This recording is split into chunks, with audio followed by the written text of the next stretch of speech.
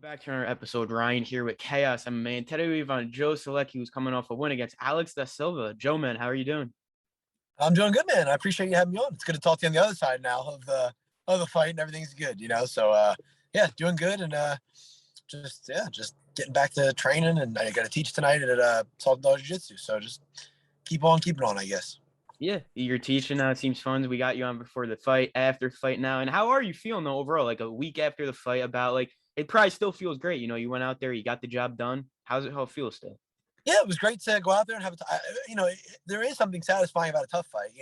Of course, you want the path of least resistance all the time, and a quick finish would be great too. But to come out on the other side of a hard fought win, feels great. And I was a little banged up coming home, and now pretty much back to full swing. So I really can't complain. 1 week of light duty, and then right back to training like I like to train and teaching and getting after it and getting ready for whatever's next. So it's been great. I feel good. Yeah, it seems like you're getting back into everything. You're getting back, preparing for the next fight already, maybe it seems. And when you're walking out, though, for this fight, how were you feeling for this fight? Like, was it just like all the other fights, same energy? Was it kind of different this fight? How were you feeling during the walkout?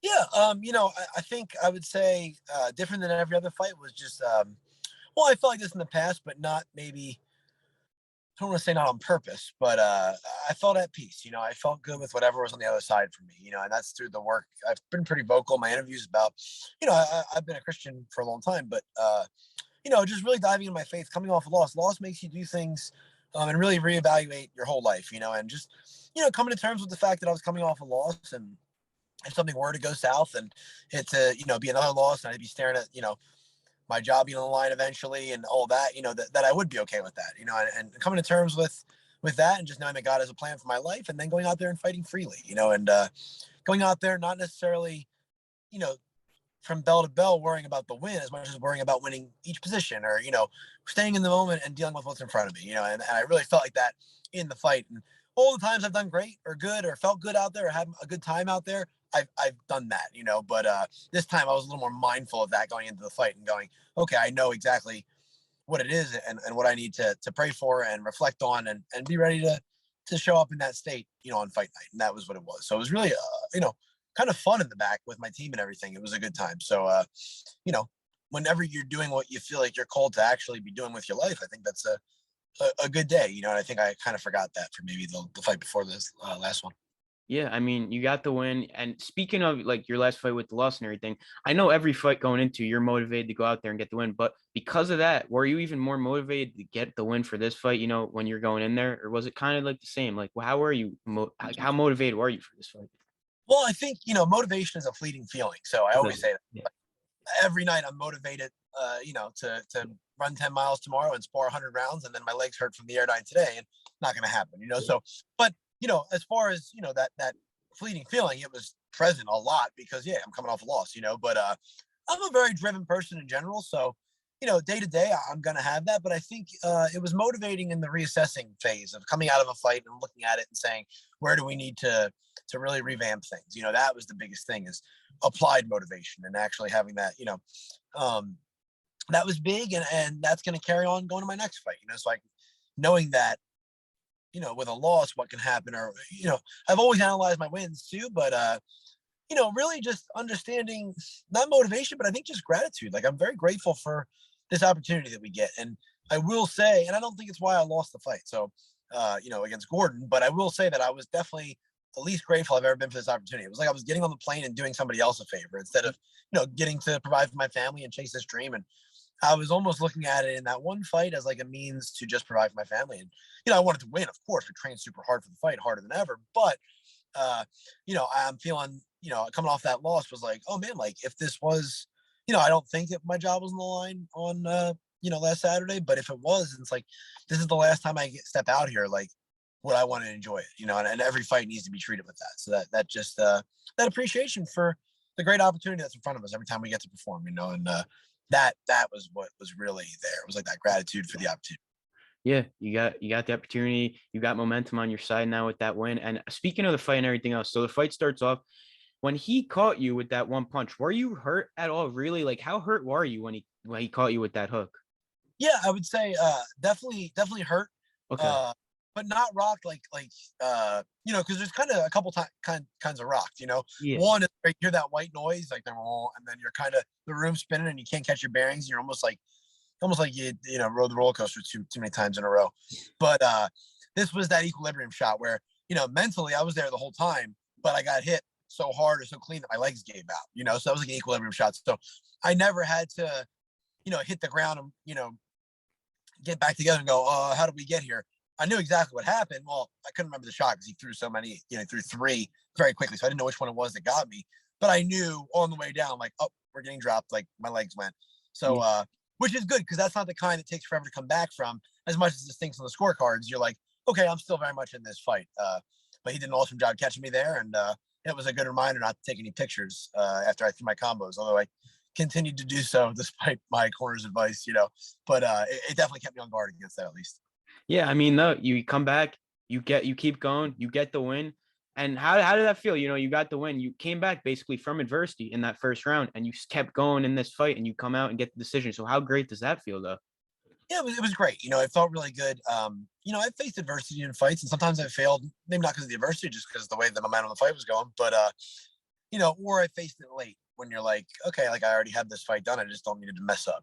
Maybe the last minute I get swept, and then you're like, well, just don't get TKO'd and you win. This was right out of the gate. So there's something about my character that definitely enjoys that, of a hard fought, like I said earlier, like that hard fought grind. I like to think of myself as a blue collar guy, middle of the road type guy, and I put in a lot of man hours at this. So when you get to show your grit, while it is great to go out there and have a stellar performance where it's just one-way traffic the whole time, I got to show a different side of me. I think how you fight your fight is how you live your life. Your personality comes out in your fighting, and I got to show, a little bit of the world who was tuning in on Saturday, who I am a little bit. So that's always a good opportunity. So I'm definitely proud of that. It was a good feeling. Yeah, you did show the world. The world was watching. You show them. You get the win. Great performance. You get your hand raised on that night. And after you get your hand raised on that night, how would you rate your performance? Were you overall happy with the performance on that night? Oh no, I think it was good in the sense of coming back from adversity. Yeah. I definitely upped my striking frequency in that third round, especially. Got to put out a lot of volume there. I've always kind of been a hard punch, hard kick kind of guy, but I think that was probably in the fight before this last one with Gordon, where it was like I was landing some quality, but he was just putting numbers up. Whether it was landing, it wasn't landing, he was coming forward and throwing numbers up, and I kind of took that from that fight. But a big thing with that was working with my kickboxing coach Alan Branch, who I just kind of linked up with here not too far before camp started, and that was a big theme in the camp, was that up in that frequency, and I was happy with that. But it's going to be hard to look at a performance where I, got dropped in the first round and then, failed some takedown attempts in the third and be completely, so there's a lot to take away to work on, but I'll take the good, and for the rest of the way, I'll say, okay, I did a good job fighting, but there's a lot that needs to be improved on. So, I'm never going to be happy with a complete performance, I don't think, unless I'm wearing a belt around my waist afterward, or even look at Saturday with Yuri, he wins dogfight, and the first thing he says is like, I hated my performance.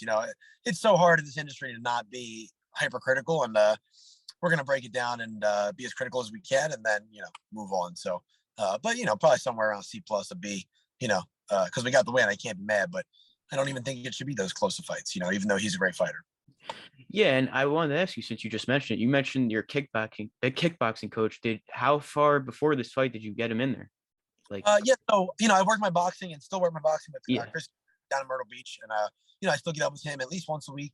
This past camp, they were renovating the gym down there at Fitness Edge MMA, and they just had their, they just opened up, like, I think the week before my fight. So really beautiful new facility. But so while they were doing that, they were having some classes in the regular gym, but I was staying back and doing my sparring and all my stuff here in Wilmington. So we worked a couple times this camp, but we had Alan Branch moved to Wilmington, North Carolina from Winston-Salem, which is a couple hours away. And he used to own a gym up there, and I worked with some very high level boxers and kickboxers. And that was about probably 2 weeks before I got the call for Da Silva. Was getting real excited and going over some new concepts and stuff.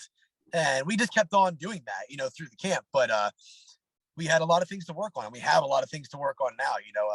The good part about that fight is a lot of it took place on the feet, so there's a lot of footage to go back and analyze.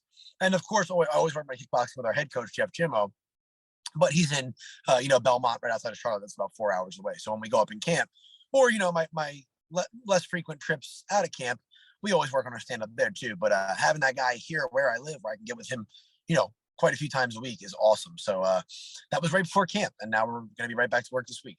Yeah, I'm sure you guys, as time goes on, you're even going to get better in the kickboxing department too, with your coach and everything else. And last two things here, thanks again for the time. Remember in our last interview, we said, after the fight with this win, being on like a big pay-per-view and everything else. So is that still kind of the plan? You want to be on that big pay-per-view, or just like you want to just get another fight and keep winning and going out there and putting on performances every night? Yeah, I want to just keep putting on performances and keep winning. That's always the goal. Yeah. Bigger the better, of course. It would be fun to fight in front of fans again. It seems like they're going on the road a lot more. At least, it seems like one fight night a month and one pay-per-view. So more opportunities to get in front of a crowd. That's an exhilarating feeling. I do feel comfortable in the Apex too. I got the lay of the land out there. My gosh, it's like a home away from home when you get to the hotel there now. Like I got my grocery order saved. Like everything is already ready to go. So I'm grateful for whatever comes down the line. But I want to fight again before the end of the year for sure. And I really don't have any expectation for who or what. This division is so deep. So I'm not thinking anything with a ranking or anything crazy like that. I just want to get in there and keep putting on, keep showing what I've been working on, and if I can show that, the results and the good things take care of themselves. But I mean, it would be awesome to get like a Madison Square Garden in November, something like that would be worth waiting for. Cause I'm from the Northeast. That would be really cool. I know there's a lot of talk about, guys wanting to go to Philly and stuff, and that would be awesome. I'm from right over the bridge there. So, I know I've seen Brady calling for it, the Dawkins brothers, and I'd like to get on something like that would be cool. But those are pipe dreams, whatever comes down, I'll be ready. Yeah, I can't wait for your next fight. I mean, I think they're looking at Philly, like you said. MSG in November is always the case, and I don't know if they're gonna go to Boston. I know they were looking at it, so that would be cool. But can't wait to see you back in there. And last thing, so how did you enjoy yourself after a nice win like that? What did you do? It was, we walked around Vegas a little bit, just me and my teammates and coaches, John Salter and Zach DeLeon. But I pulled my rib out, so they're making me laugh nonstop. So like also two of my best friends and coaches and teammates. So they're making me laugh the whole time. It was just an agony. But then we flew home the next day, and it was right back to it. I had a coach at Salsa Dog Jiu-Jitsu, and I got to see my wife and my daughter, of course. But the hard part about getting home late on Sunday was my wife had to go to work the next day. My daughter I had. So we just went to the aquarium, took her to the park, like just getting back to being dad. Not that I'm not during camp, but it's a whole different feeling when you can be at home and be 100% present because there's nobody waiting to beat you up in 2 weeks or a week. So that's just been awesome. So yeah, just staying busy. I'm all this week now, or this past weekend I was working on stuff for my grappling tournament. We're going to start, our first event will be August 6th. So I was getting all that in line, just all the stuff I've been neglecting when I was training for the fight, I had to catch up on. So getting that settled and, just getting ready to put that out there and then get back to training. But if anybody wants to check that out, that's at All In Grappling on Instagram, All In Grappling Promotions on Facebook. I'll also be posting the links and stuff. So we're going to have our, an event down here in Wilmington on August 6th. So in my downtime, my daughter's napping and stuff, I've been working on that. So it'll be fun I'm going to post that out actually tonight. So it'll be fun to get that out there. And that was it. Just hung out, had some good food, and now it's back to the grind. Yeah, spend time with the family. The grappling tournament seems so cool. I'll definitely be tuning in on August 6th, you said? Yeah, that's the plan Okay. down here. Yep. Yep. Can't wait. Looking forward to that. And yeah, thanks again for the time. And I really do appreciate it. Great win. Congrats again. And if you want to thank any sponsors, shout out any social media, the floor is always yours. Yeah, just appreciate everybody that supports me. I talk about my wife and my daughter, of course. Without them, like I said, I maybe I could win fights, but if I did, I'd come home into empty, and it wouldn't mean anything without them. I think about them literally when I'm in the cage. So, of course, I want to thank them and just, shout them out, of course. My coaches, we talked about Jeff Jimmo, John Salter, Chris Gow, Alan Branch, all the gyms I train at, of course, Port City MMA and Salsa Dog Jiu-Jitsu, kind of that one facility right here in Wilmington. Fitness Edge MMA, Jim O. And yeah, I just want to thank everybody who supports me. I want to thank Fuel Hunt. They sent me a bunch of stuff this camp, and that's awesome. I'm a huge fan of them. I kind of talked about the blue collar thing, and they're like a very blue collar brand. They have that shirt, Blue Collar Brawlers, and that line of stuff. They have written guillotines for Sean Brady, and I love guillotines, so I love that matching rash guard short thing they sent. So I wear that all the time too. Just want to thank them and everybody who supports me, man. It's just been a really, really great experience this time around. received a lot of, great messages and really, really heartfelt stuff. And that means a ton. So I just want to thank everybody who supports me, and I appreciate you having me on, man. Thank you for always having me. It's great to Yeah. talk to you. Yeah. Thanks for coming on. It's always great speaking with you and catching up. And yeah, thanks again. Have a great day. We'll catch up soon. You too, man. Take care. Have a good one.